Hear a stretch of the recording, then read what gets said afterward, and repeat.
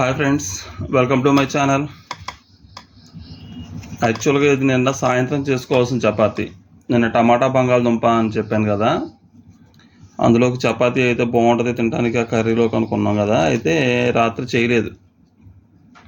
పిల్లలు బయట నుంచి ఫ్రైడ్ రైస్ అయితే తెచ్చుకొని తినేశారు, అందుకనే వేస్ట్ అయిపోతాయని చేయలే. అందుకని పొద్దున్నే టిఫిన్లోకి చపాతీ అనమాట. ఈరోజు చపాతీ టమాటా బంగాళదుంప కర్రీ.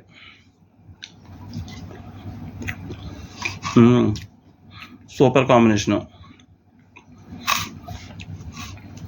చపాతీలోకి పప్పు, టమాటా బంగాళదుంప, టమాటా క్యాబేజ్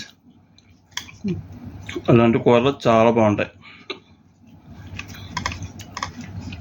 చపాతీ కూడా చాలా సాఫ్ట్గా ఉంది, చాలా బాగున్నాయి.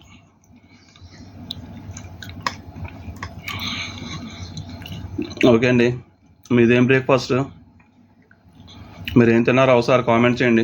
వీడియో నచ్చితే ఒక లైక్ చేయండి, మా ఛానల్ సబ్స్క్రైబ్ చేయండి ప్లీజ్.